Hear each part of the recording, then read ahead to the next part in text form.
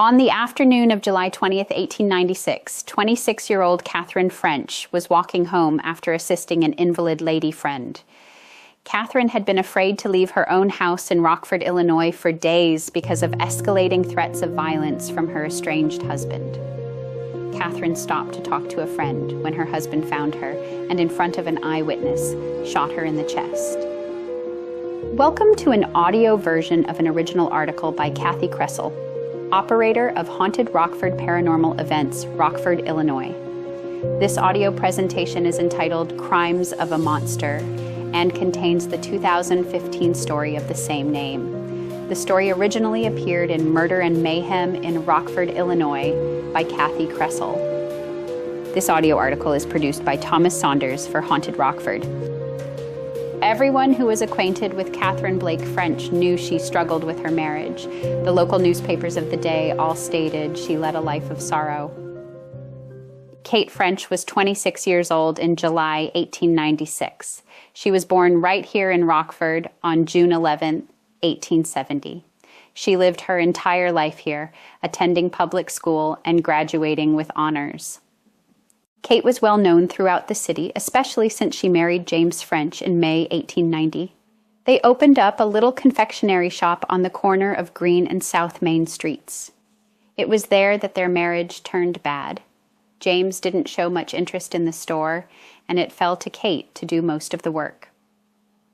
James would sometimes watch his wife as she greeted customers. He seemed especially interested in the way she spoke to the men who visited the store to purchase cigars.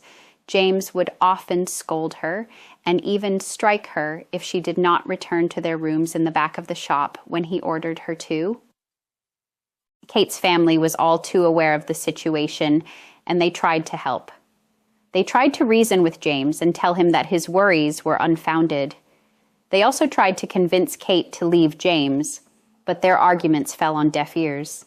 The couple occasionally separated as James's violence grew worse, but every time she left, Kate would forgive him and return. This continued until February 1896, when Kate finally realized there was to be no happy ending for her with French. On February 29th, James attempted to kill her with a 1-foot-long bladed dagger. Kate left James for good and moved in with her mother, Ellen Blake, at 519 Cedar Street. Unfortunately, that was not the end of the violence between the Frenches. According to the newspaper, James made Kate's life a living hell. James French stalked Kate. He would wait for her and taunt her with death threats. Kate found employment at the Nelson Knitting Factory, not far from her mother's house, and was supporting herself and her 2-year-old daughter, Loretta. James waited for her after work and would tell Kate that she better work hard so that she would have enough money to pay for her coffin. In the weeks before the attack, he would pass numerous times in front of the Blake house, taunting and threatening to wipe out the entire family. He was hauled in front of Magistrate Morrison, who gave him a fright that seemed to deter him, but it did not last for very long. Kate French left her mother's house on Cedar Street at around 9 a.m. on July 20th, 1896. She had not left her mother's house for over 3 days because of her fear of her husband. Only the need of her invalid friend could make her venture from the safety of her mother's house. James had been standing outside for those 3 days, staring at her house and hoping to see her. Kate's house was right across from the Palmer Churn house, and workers would later state that they saw James walking by the house at all hours of the day and night, pacing around the house, just waiting for a glimpse of Kate. On that Sunday morning, he asked a little girl if she had seen Kate. The little child could not have known what James French's motives were. The girl told James that Kate had gone to assist Miss Callender. James knew that this woman was a friend of the family and that Kate would go to help her. He even knew the path she would take to get there. So James formed his plan and walked to Haskell Park to wait for her return. Kate finished helping her sick friend and started for the safety of her mother's house. She did not know that French was waiting for her in the park. James saw her walking down Cherry Street and followed her. Kate didn't notice him at first. She must have been relieved to see a family friend there at the corner of North and Winnebago Streets. Kate stopped for a minute to speak with her friend Mrs. Fitzpatrick.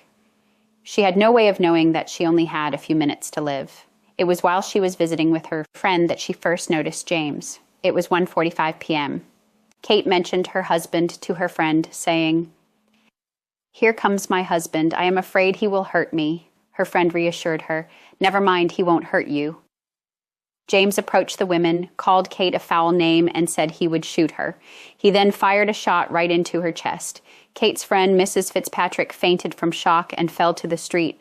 Kate ran across the street screaming for help. She approached the door of the Gorham residence on North Winnebago Street. She ran to the south side of the house where the door led into the library.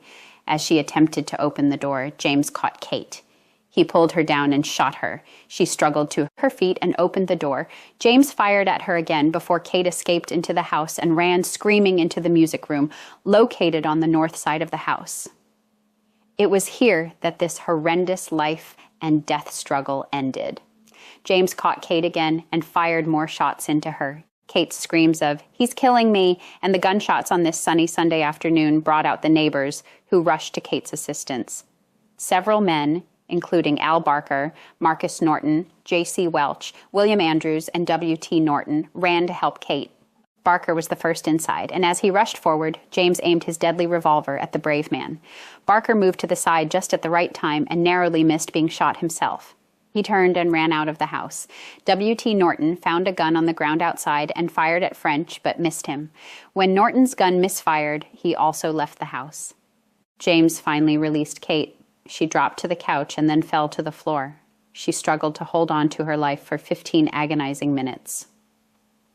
Every room in the downstairs portion of the house showed the crimson traces, witnesses would later report. Bullet marks in the woodwork and walls bore silent witness of the tragedy that had occurred.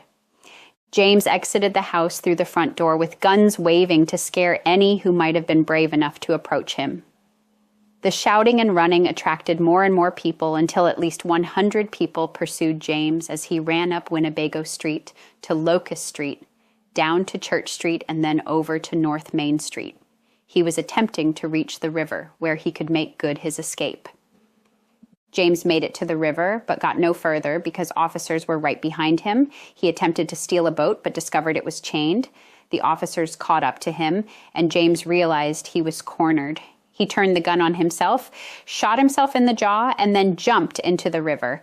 Apparently, James was better at shooting others because his wound was not serious. Doctors examined James when the officers brought him to land.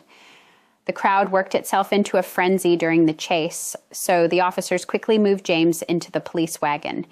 The action saved French from being dragged out of the river and lynched on the shore. Kate's body was taken by wagon to the Bradley Undertaking House on South Main Street. A large crowd had gathered, and they all followed the wagon silently as it made its way through the streets.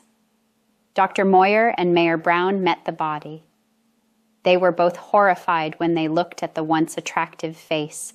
It was an unrecognizable mass of powder burns and scarlet wounds.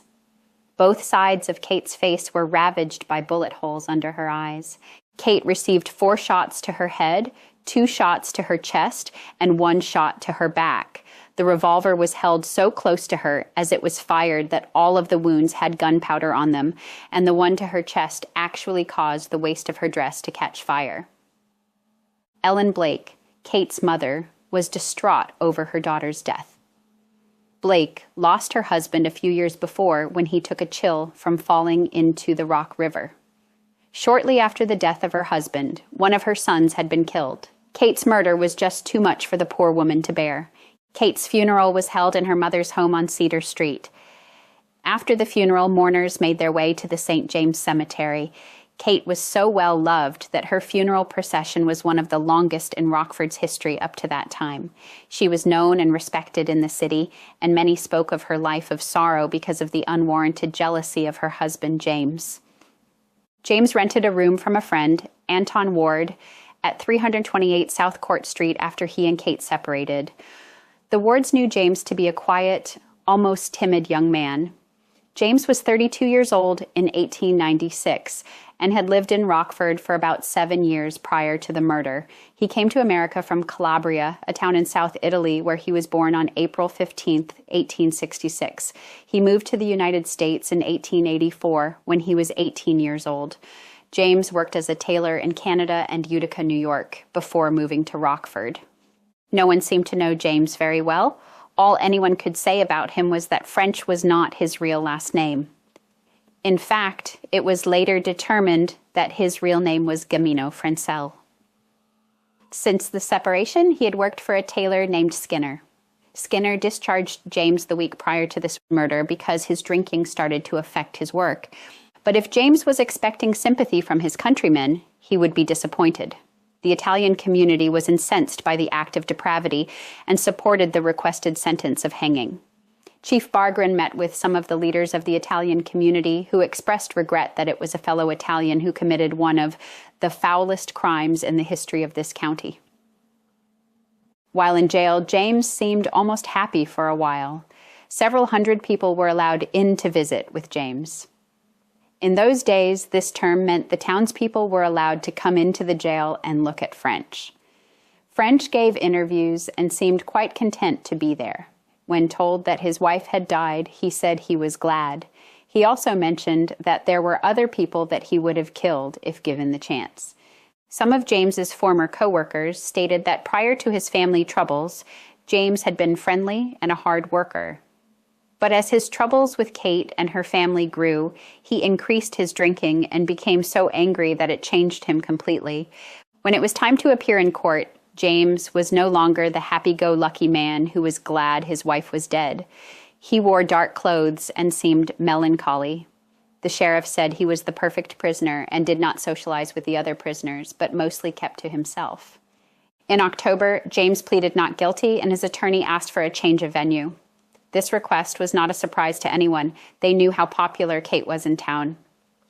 The change of venue request was later denied. James was not brought to trial until May 1897 because of a change of attorneys and other causes. The plea was not guilty by reason of insanity. The defense attorneys wanted to have James's family history on record. Several family members, including his mother, had mental issues that had caused them to commit suicide. On the opening day of the trial, the courtroom was crowded, and the crowds grew as the trial progressed.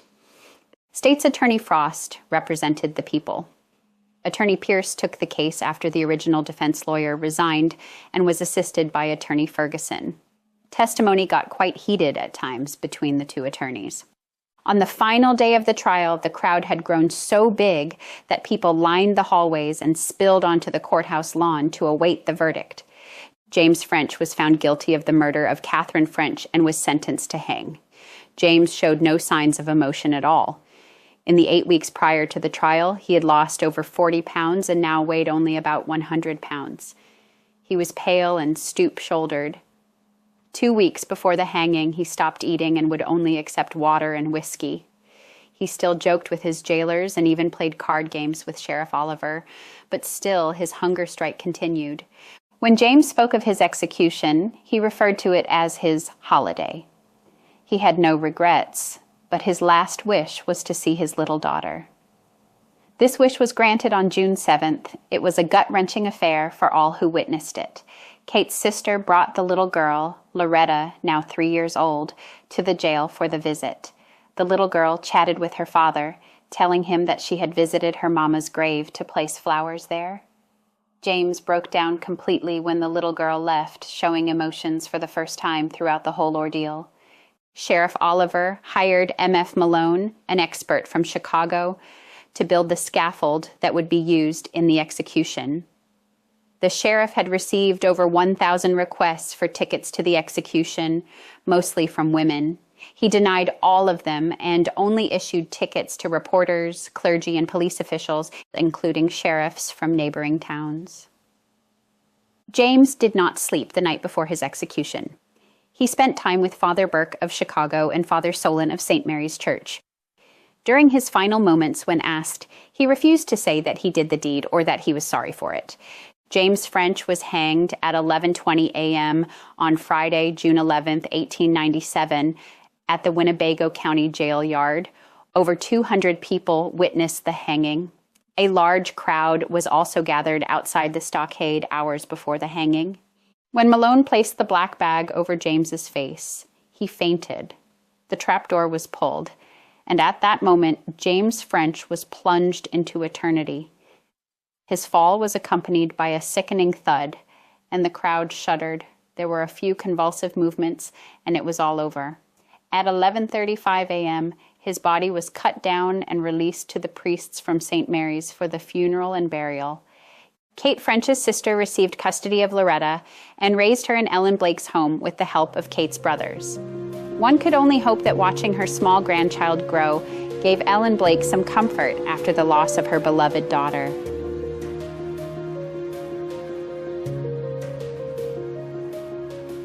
This is the end of our audio article. Thanks for listening.